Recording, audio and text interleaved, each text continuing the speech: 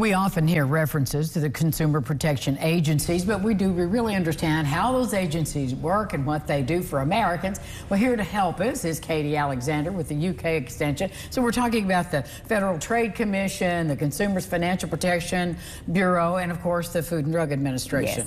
Yes. And sort of lumped under that big heading. So the whole idea is they're protecting the public.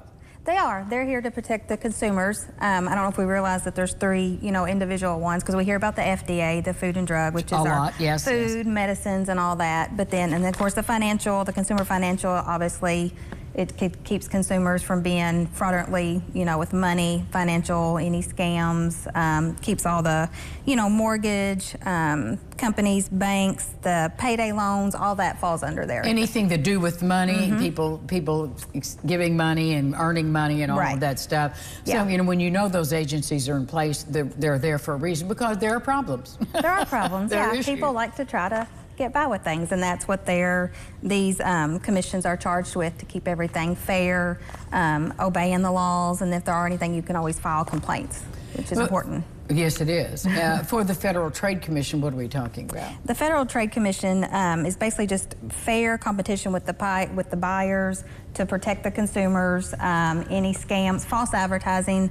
You don't trying to do some advertising to pull people in and then not actually giving them what you advertised you would. So don't deliver. You gotta deliver. I think there's a slide. Is there one, Marcos, for the Federal Financial Protection Agency with all those talking points on there? If there's not, let me know. We'll move on.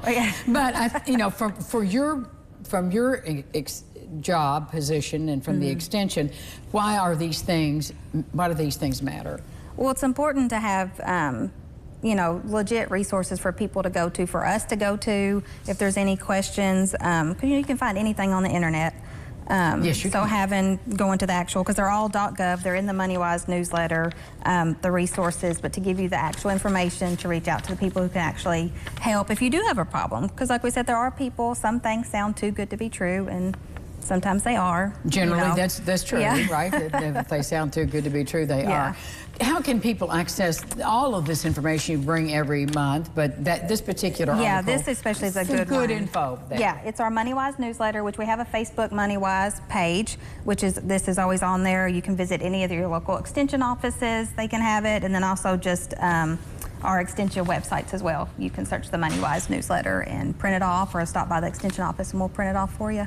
Even better, they'll print it off for you. So, do you all receive complaints as far as local issues such as these?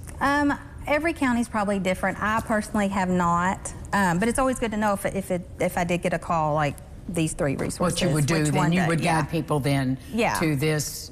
To the correct, like if it's financial, to send them to the Consumer Financial Protection, especially the FDA, to send them there, to send them to the correct person to resolve whatever's going on, because they need to know if there is some false accusations or scams or things like that going on, so they can shut that down. Well, and we all need resources.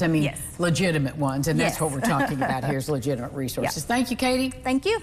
More lifestyles right after this, and Ron. Beautiful weather, glorious weather. It's glorious.